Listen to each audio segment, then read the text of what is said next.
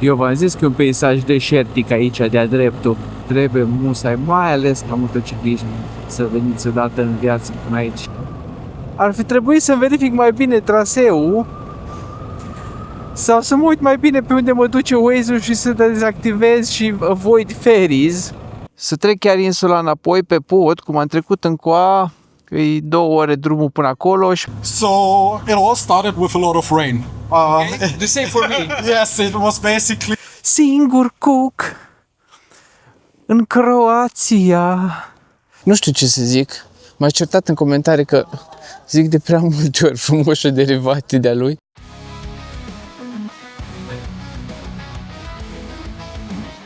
Sunt un călător singur pe drum, nu fug de lume, doar caut un sens mai bun. Sunt cerul larg, fără vreun plan, doar eu și un vis ce nu îmi place nici când.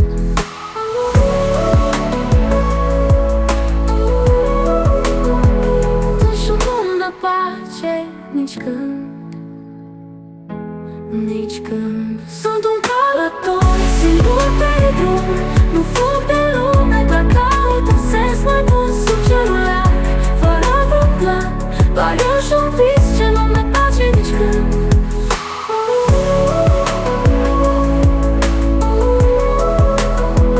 Fiecare curbă e o poveste, fiecare nor e un gând tăcut. Mi-am lăsat trecutul în căști și acum trăiesc necunoscut. Sunt un călător singur pe drum, nu fug de lume, doar caut un sens mai bun. Sub cerul larg, fără vreun plan, doar eu și un vis ce nu mi place nici când.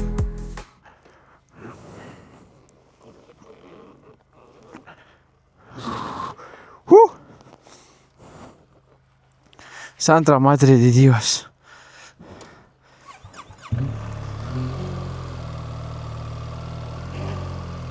M-au trecut toate apele ca să ridic motorul de pe cricul lateral. Vă dați seama că cu 120 de litri de bagaje nu e cel mai ușor din lume. Ce face doamna?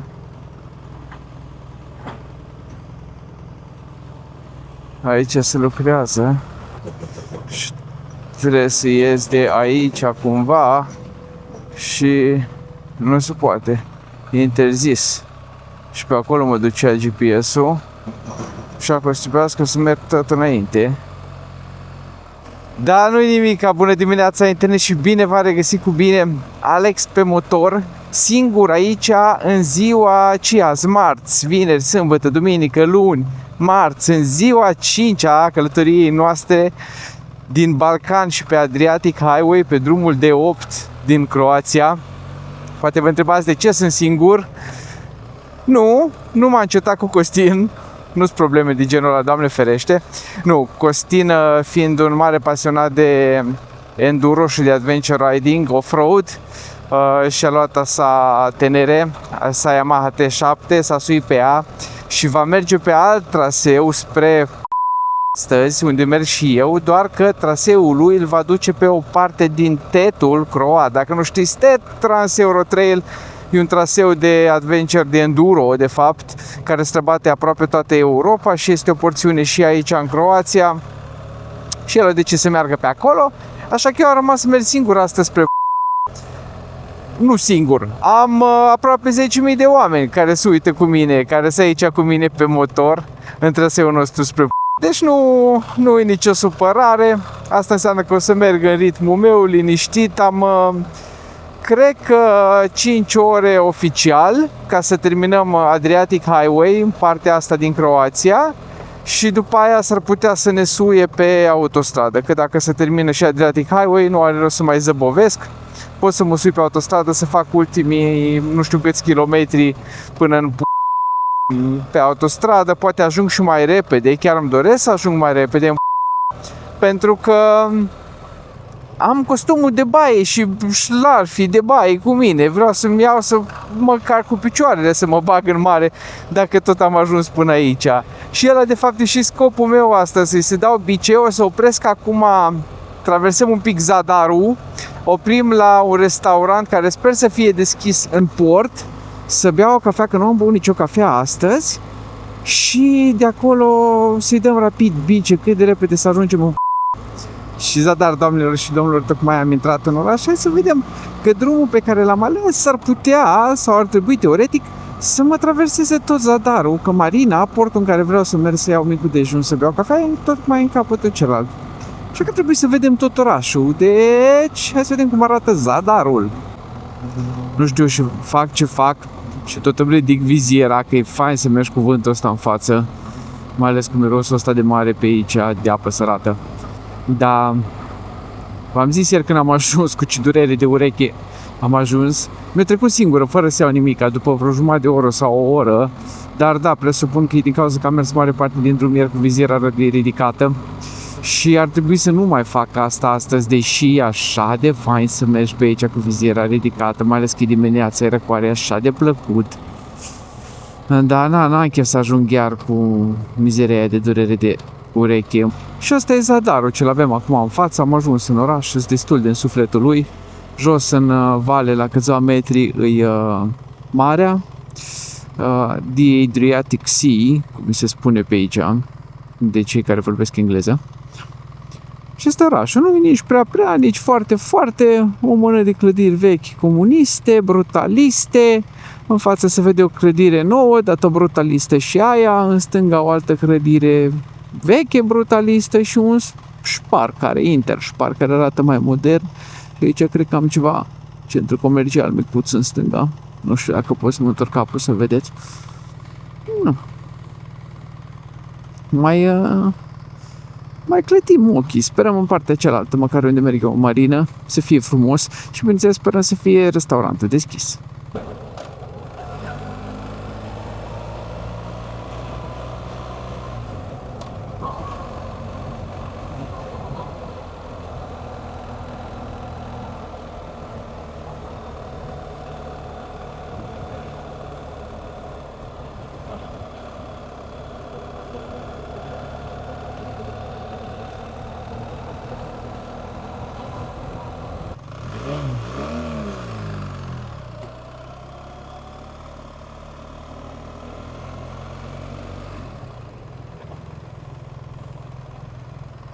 Să vedem acum aici, să găsim restaurantul. Iar șerpișori de ăștia. Uai, ce urăți șerpișori ăștia.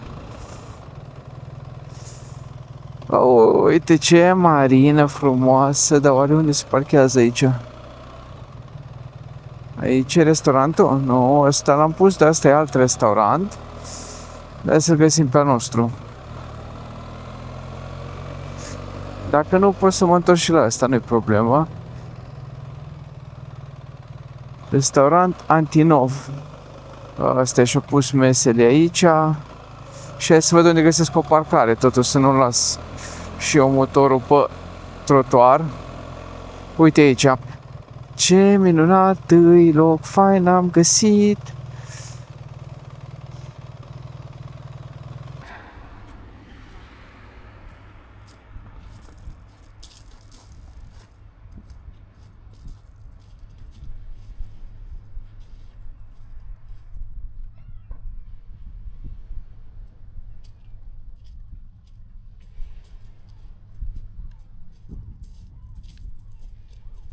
Când o să cresc mare, o să am și eu una de asta, dar una și mai mare decât astea pe care să mânca pe Bela. Că degeaba ai iaht dacă nu poți să-ți cari motocicleta peste tot cu iahtul. Dar și Iulia și pisice să încapă pe ea, bineînțeles. Deci n-am avut noroc cu micul dejun, a zis el ceva cu ten, nu știu, de la 10 micul dejun, habar n-am și acum e de-abia 8 ceasul. Dar cafea măcar o face și pot să beau o cafea înainte să plec la drum. Great success! Dar totuși vă mai arăt și drumul ăsta un pic pe faleză. Aici pe faleza Zadarului. Stai că aici trebuie să fac o stânga. Aici. Acum am ieșit din Zadar să vă povestesc un pic traseul nostru pe astăzi. Încă mai avem o bucată de D8, dar bucata asta de D8 pe care avem noi va merge până în Slovenia. Și noi nu mergem astăzi în Slovenia, dar ne suprapunem cu traseul nostru până la orașul Rijeka, tot pe malul mării. Așa că vom ține D8-ul ăsta până în Rijeka După care e destul de posibil sau probabil să mă sui pe autostradă ultimii, nu știu cât, vreo 100 de kilometri de Rijeka până în tocmai ca să grăbesc un pic procesul ăsta pe astăzi, dar oricum planul este să fac drumul de coastă, am disable freeways, highways pe Waze în momentul de față, deci nu o să păsuie, o să mă ducă tot înainte pe D8 în cel puțin în următorii 200, ăștia 300 de kilometri îs chiar până în îs vreo 200, poate un pic mai puțin de 200 până în Rijeka. Deci o să ținem încă o bună bucată drumul ăsta de 8 până ne separăm, de 8 o ia spre nord, spre Slovenia și eu o să iau după aia pe autostradă înspre. Da, oricum, v-am pus deja harta, ați văzut voi mai bine, voi știți mai bine în punctul ăsta pe unde o să merg astăzi pentru că ați văzut harta deja. Și pare că astăzi mă îndepărtez de munți, că munții rămân în zona aia, cel puțin momentan, și coasta dalmată se transformă, după cum vedeți acolo în față, într-un peisaj deșertic, arid, care dă în mare. Nu o să mai fie, cum ziceam în clipul trecut, stilul ăsta mediteran, din partea asta a Mediteranei, unde ai munte și mare, tura asta o să fie deșert și mare. Mă simt ca la ce văd în față, mă simt ca într-o țară din Orient, cu toată partea asta așa deșertică și aridă. Eu v-am zis că e un peisaj deșertic aici, de-a dreptul. Mare în stânga, în dreapta până la munți avem deșertul interimar. Și deșert zic ca formă aridă, nu ca masă de nisip, dar uite, fii atent pe ce poți șmecher trecem. Ia uitați aici.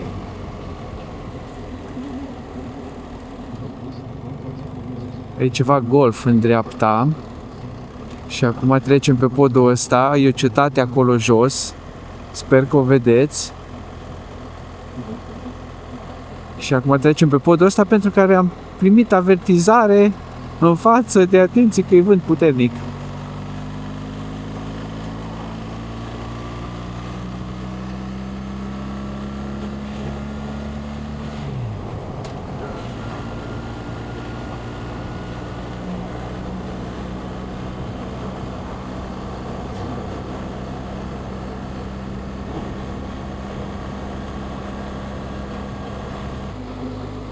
Sincer să fiu, asta e unul din cele mai deosebite și trasee, ca să zic așa, pe care le-am văzut în Europa, dar și reliefuri. E foarte interesant.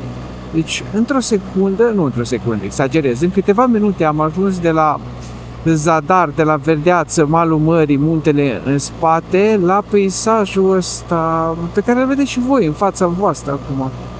Uite că nici nu știu cum să... Sunt un pic rămas fără cuvinte și, după cum ați observat, mie nu mi se întâmplă foarte des asta, să rămân fără cuvinte. Nu știu cum să descriu, dar e de-a dreptul extraordinar de deosebit. Acum, sincer, îmi pare rău pentru Costin că nu e aici. Sigur se distrează și el pe unde îi, pe traseul lui de astăzi, dar mă gândesc că, Costine, zi drept, lasă-mă un comentariu, ai fi vrut să vezi și tu ăsta pe viu, traseul?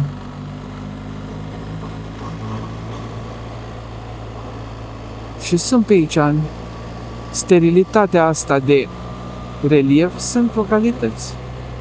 Pe case, oamenii locuiesc aici. Uite, e un oraș de-a dreptul, orășel de-a dreptul aici jos. Voiam să zic și eu orășeanul. Uite, bă, ce păpușoi înalt aici, deci pe aia mi-am dat seama că nu e păpușoi, asta e ceva trestie. Jos îi apă, e mlaștină. Cred. Sau nu, că și în partea asta altă, și în partea asta altă nu e. Că nu sunt măslini. Sunt măslini? Rapid, biologii, iubita mea Iulia, specialistă în plante. Ce să-și dea? Sunt măslini? Oare am mai văzut așa? De obicei sunt popăcei măslini, astea sunt ca niște trestii înalte. Și voiam să zic că, uite, ce înalte sunt, frate. Și suntem pe punctul ca Bela să facă 3000 de kilometri. Felicitări, Bela, felicitări mie. Stai, unde trebuie să merg? Aici. Și că era și poliția. Act casual, act casual. Așa, și aici trebuie să fac dreapta. Deci revenim, felicitări Bela pentru 3000 de kilometri, felicitări mie că am mers cu Bela 3000 de kilometri în siguranță. Acum câteva săptămâni vă făceam vlog împreună aici pe YouTube când au făcut 1000 de kilometri și deja au trecut de 3000. Asta înseamnă că avem cât aproape 2000 și din excursia noastră. Vă zic imediat 1300 de abia.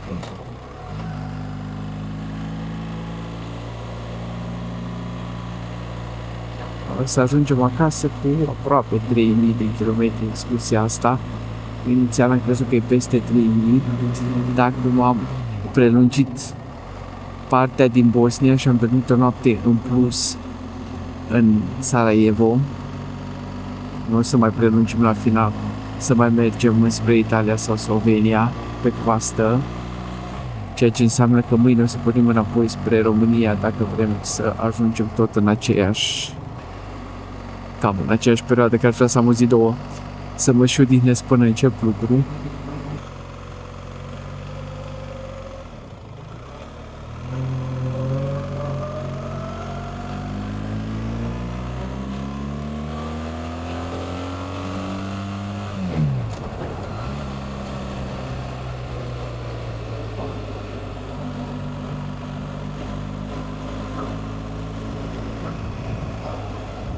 Ce priveliște m-am trezit în față. Stai, tot înainte, da? Da. Trebuie să vă zic cu asta Dalmației, Adriatic Highway sau drumul D8, cum vreți să-i spuneți, care are 100.000 de denumiri. A zis și în clipul trecut, trebuie musai, mai ales ca motocicliști, să veniți odată în viață până aici. Uitați-vă aici ce priveliște am.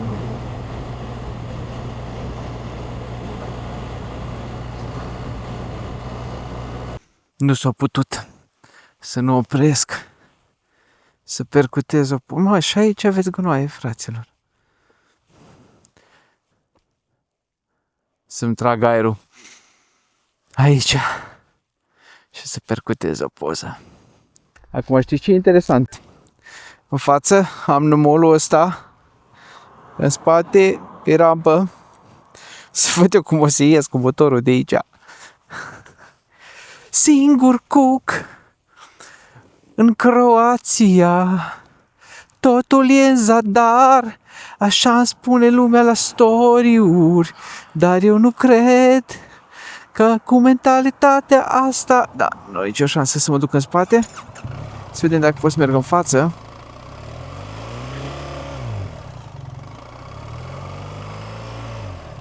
Și după aia să mă duc chiar în spate. Și după aia să mă duc chiar în față. Hai, așa. Opa! Ha! Hai, la asfalt, Alexandru. Am ieșit! Și hai să dăm bici mai departe, mai avem 250 de kilometri spre Rijeka. Și care nu mă urmăriți pe Instagram, deși ar trebui, ți-am pus dimineața un story cât am stat la cafea în Zadar. Fraților, sunteți 50 dintre voi, 50 aproape de mesaje în care primesc comentariul la story-ul ăla cu totul e în Zadar și nu e totul în Zadar. I know, it's funny, we get it. Nu, glumesc, apreciez, mi se pare amuzant, bine, mi s-a părut amuzant primele 3 ori, dar apreciez măcar că îmi faceți engagement la story.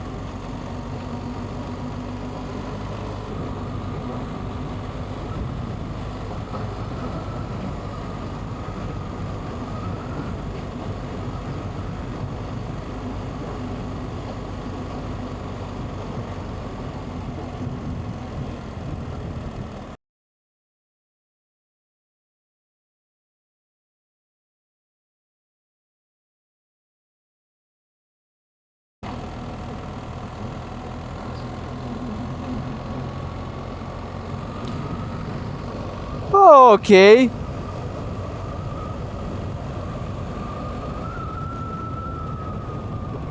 Se pare că ar fi trebuit să verific mai bine traseul sau să mă uit mai bine pe unde mă duce Waze-ul și să dezactivez și avoid ferries. Pentru că am ajuns din greșeală sau o să ajung din greșeală pe ferry pot. Astăzi? Well, it is what it is. Hai să vedem. Parking ferry. First park your car, then buy ticket. Problema este că nu știu când pleacă acest feribot.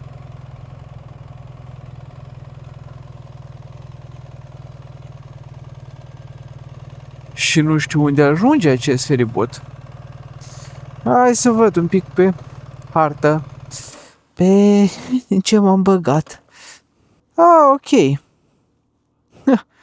Deci ar fi trebuit să vin pe partea asta la altă de apă, nu am venit pe D8, ăsta e D8 aici, sper că vedeți, și eu am venit pe partea asta la altă. Și acum trebuie să iau feribotul până în partea aia la altă. Hai să văd când pleacă feribotul și cât costă, că acum nu o să mă întorc, e clar, și o să iau feribotul și să văd de unde. Deci eu sunt acum pe insula Pag din Croația și am filmat drumul încoa ca să vă arăt exact că arată ca o altă planetă și citești și descrierea pe Wikipedia. It's known for its barren, moon-like landscape, lace production and packed cheese. Măcar trebuia să iau și niște brânză dacă tot am ajuns pe aici. Am văzut că erau multe case cu semn de cheese. Da, nu m-am consumat eu. Deci nu m-am gândit. Și acum feribotul pleacă peste o oră. Și cred că face jumătate de oră să traversăm în partea aia. Să mă întorc nu prea îi o soluție, pentru că să trec chiar insula înapoi pe pod, cum am trecut încoa, îi 2 ore drumul până acolo și practic m-aș întoarce până înapoi aproape de Zadar și după aia aș merge pe continent pe D8. Da, n-are niciun sens, așa că o să stau aici, o să ajung mai târziu astăzi și asta este, nu-mi pare rău. Numai bine merg și pe mare un pic. Poate chiar dacă n-apuc să mă bag în mare, măcar o să merg pe mare un pic cu vaporul.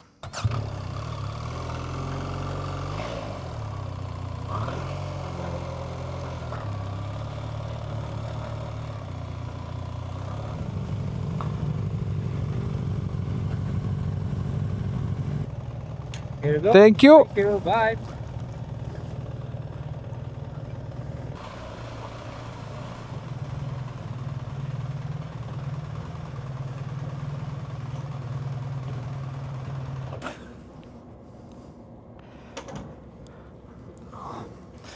Sweet! No, suntem pe barcă. Ce să mai zic? Nu era în plan, dar... No, și am ajuns pe barcă. Mai în glumă, mai în serios, dar Alex face side costurează. Se pare că, uite că pornim și avem jumătate de oră de trecut în partea aia altă și după aia o să revenim de-abia pe D8 și o să continuăm tot drumul pe coastă până în... Let's see. Hey guys, so I'm switching to English for a minute because I met like a couple of cool bikers from Austria, right? Right, yes. Doing their holiday here in Croatia. They intended to get here to the ferry today as opposed to me, and they told me that I was really lucky because the ferry was closed until yesterday, and of course I didn't know anything about that. But can you tell us like let's see, let me just move my mic. A quick word about your trip? Oh, sure. So it all started with a lot of rain. The same for me. Yes, it was basically we were driving for half an hour, then it started raining for how long? 5 hours, 6 hours? 5 to 6 hours, yeah. And he played Batman. Yes, I got the rain poncho. Yeah. And it snapped down here. Okay. So it was just wiping in the wind the whole time while driving.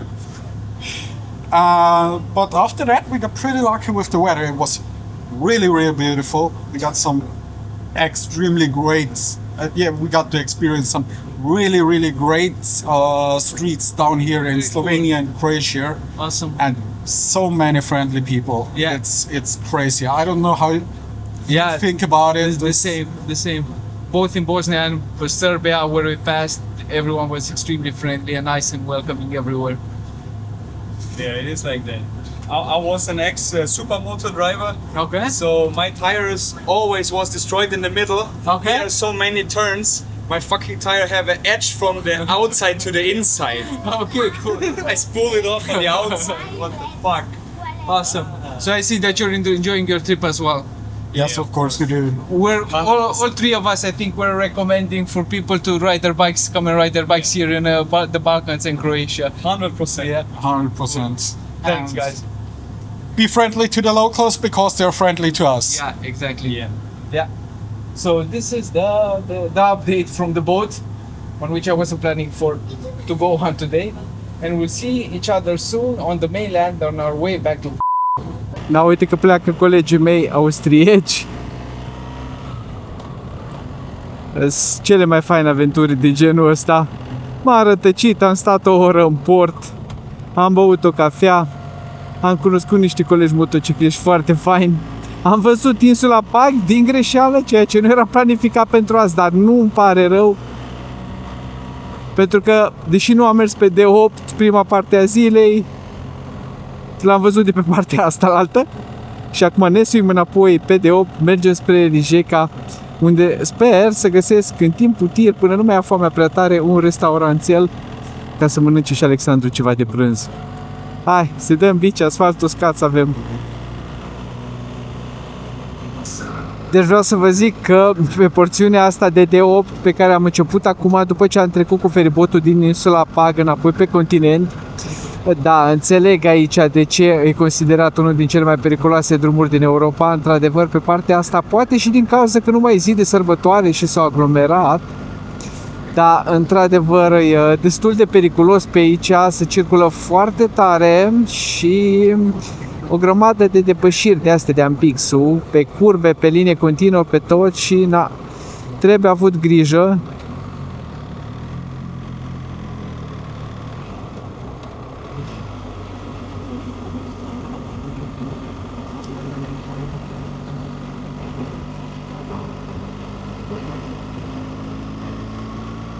Că efectiv nu-i deloc de joacă. Încerc să mă concentrez un pic și la drum pentru că e plin de șerpeșori de ăștia pe jos și nu știu exact ce mai fi pe jos.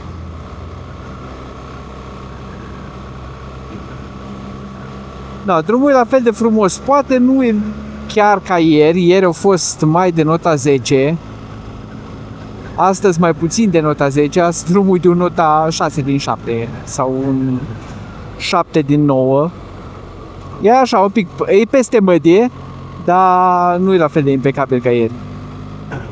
Da, da, nu e ceva de speriat, numai e ceva de mers cu grijă. Cu mare, mare grijă.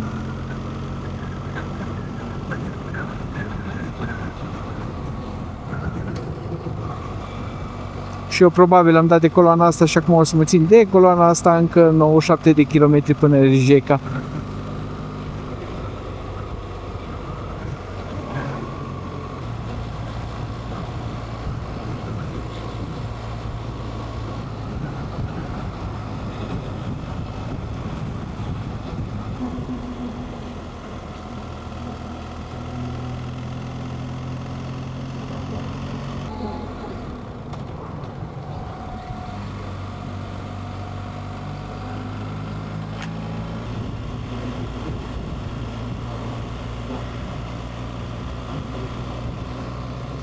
Știți ce se bucură un român când ajunge la mare în Croația și poate să-și ia o pizza cinstită?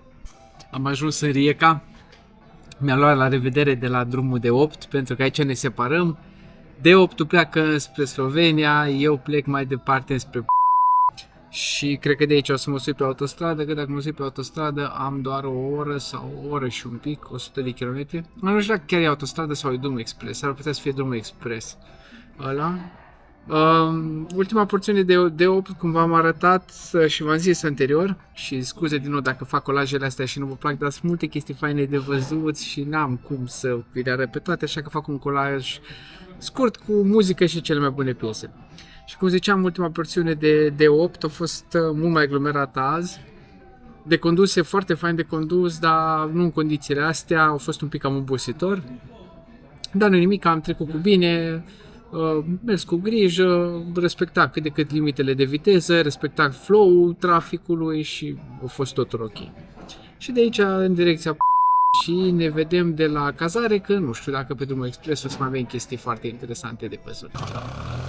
Și dragilor, uitați că m-ați trimis de atâtea ori, așa că m-am dus, v-am ascultat și m-am dus și am ajuns în Croația.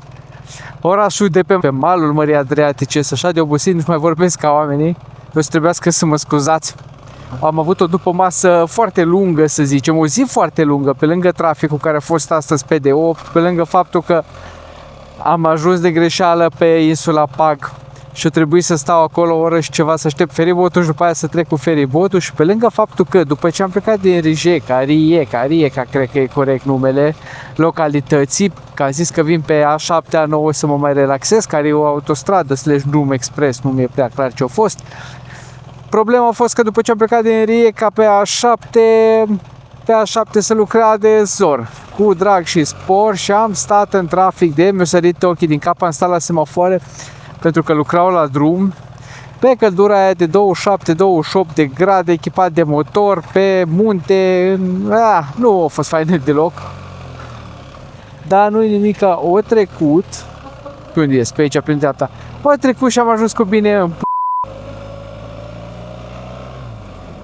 și nu mai am decât să ajung la cazare în 5 km, să mă schimb cât pot eu de repede și să fug, să încerc să fac o baie mare, măcar degețele, măcar cârnăciorii de la picioare să-i moi în mare, să nu zic că am cărat degeaba costumul de baie până aici și prosopul de baie. Și după aia, dacă ați rămas până aici, vă sfătuiesc să rămâneți până la final, că nu mai este mult, terminăm ziua ca de obicei cu ieșit la terasă, căutăm ceva bun de mâncat croat sau bun de mâncat fructe de mare, cel mai probabil. Cam aceleași fructe de mare le mănânc cam toate țările astea mediteraniene și e cam tot una. Dar rămâneți că nu mai este mult de vlogul de astăzi și hai să mergem la cazare, să ne schimbăm, să fugim în mare! Dacă cumva dispar de pe fața pământului și o să fie găsită numai filmarea asta, să știți că eram la marginea pădurii astea căutând o plajă să fac o baie. Și cum a murit săracul Alex pe motor? Pe și-a luat cuțit în era într-o pădure și mergea să caute o plajă. Hai că am găsit-o.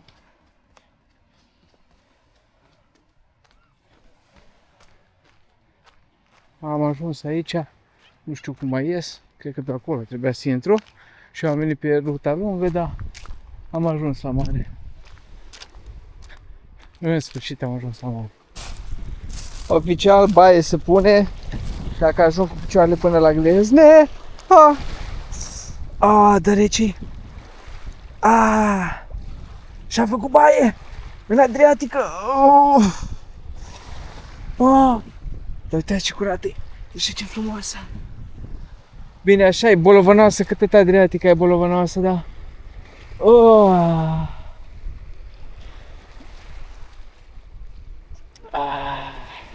Mai fac 2 pași.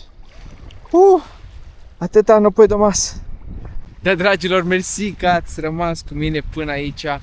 Ați fost alături la toată tura asta din Balcan. Mai avem 3 zile să ajungem acasă, să ne odihnim un pic înainte să începem lucru. Dar pentru seara asta vă mai arăt doar atâta, doar cina. Nu vă mai țin cu mine cât mă chinui să intru în mare.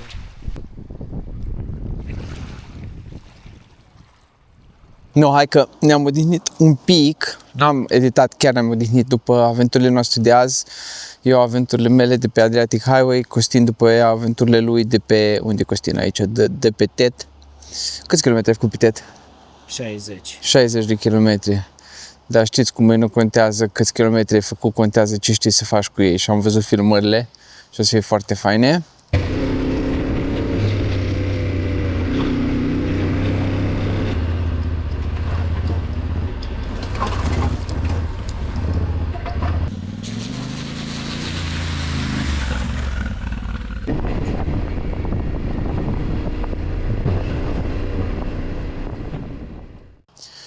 Și acum mergem în oraș, am zis să mergem seara la Costin un pic, că am înțeles că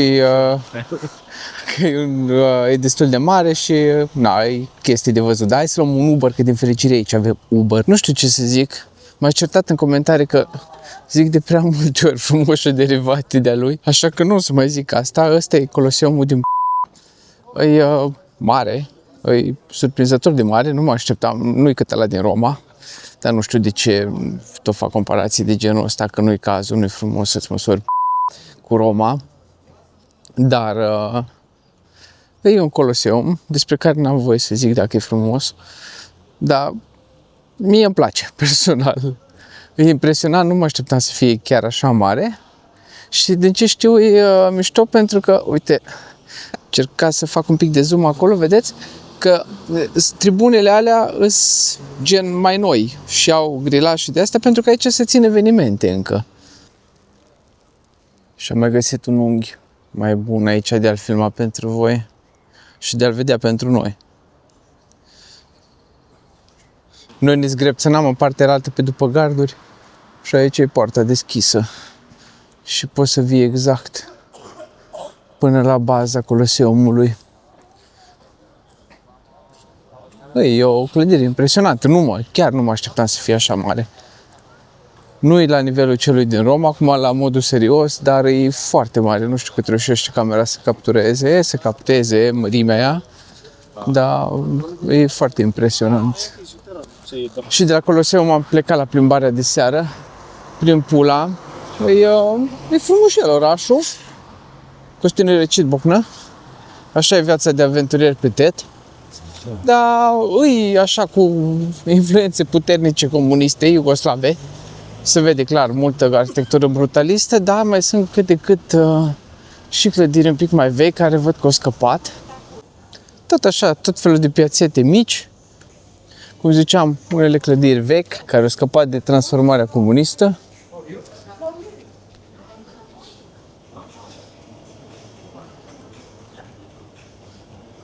Da, majoritatea clădirilor vechi, cel puțin de ce văd eu în zona asta cu Coloseumul și la 2 pași de faleza mării, sunt cam nerecondiționate, nu sunt cea mai bună stare.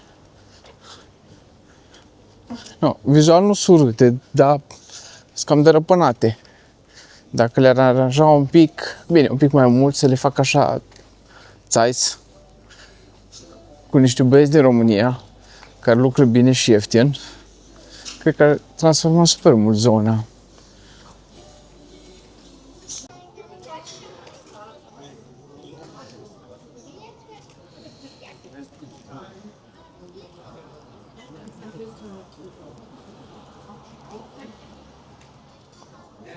Și bună dimineața, internet! E ziua următoare. N-am mai filmat aseară la terasă pentru că ne-am întâlnit cu 2 colegi motoriști din România care fac și ei aceeași traseu cu noi și pe aceeași cale. Vreau să le mulțumesc lui Titu și lui Adrian că mi-a dat un mesaj pe Instagram să-mi zică și să ne întâlnim, să ne sincronizăm. Și asta la terasă și am băut o bere, am mâncat niște calamari pane. Au fost bun, dar cam scumpuțe chestiile aici. Am dat 22 de euro pe porție de calamari fără garnitură, pe total cu bere, plus coperta, că văd că pun și aici ca în Italia coperta 1 euro de persoană și plus ciubuc am dat cât vreo 35 de euro, cred că, sau 37 de euro. Deci da, cu garnitură, cu toate, destul de scumpuț. Orașul a fost fain, ne-a plăcut, ne-am întors cu Uber-ul acasă, măcar Uber-ul ieftin. Aici unde stăm noi mai la periferia orașului, am dat din centru, de la amfiteatru până aici am dat 6 euro și un pic pe Uber. Deci 6 euro și un pic pe 2 persoane, deci decent. Și mi-am dat seama că nu v-am zis de cazare. Cazarea nu vreau să vă arăt acum pentru că Costin încă doarme și nu vreau să mă plimb vorbind prin casă și nici să-l filmez pe el când doarme. Am dat aici 70 de euro, cred că 79 de euro. Da, am dat 79 de euro cu reducere la Booking, undeva la periferie. E etajul 1 dintr-o casă, cum ar veni un apartament cu 2 dormitoare, living cu bucătărie și o singură baie. Na, e cam bătrânească de asta, da, 79 de euro, deja prețuri de sezon, de coastă populară a Europei, de stațiune populară a Europei aproape în sezon. 79 de euro pentru un apartament a unei bătrânici, mi se pare destul de scumpuț. Avantajul, bineînțeles, că iar e că avem parcare privată. Și noi o să plecăm astăzi, prima dată, când începem să ne întoarcem, prima zi când începem să ne întoarcem înapoi spre casă. Cred că nu o să mergem direct spre casă, cred că o să urcăm pe la granița cu Italia, de aici din Croația până la granița cu Italia, trecem pe lângă granițe și după aia traversăm Slovenia ca să intrăm în Ungaria. Da, vedem cum se schimbă, pe de seară nu mai avem nicio rezervare făcută, vedem cum e vremea, cât avem chef de mers prin ploaie, cât de rău o să plouă, pentru că văd că sunt și avertizări de vânt și chiar acum vreau să-mi dau jos cozorocul de la cască.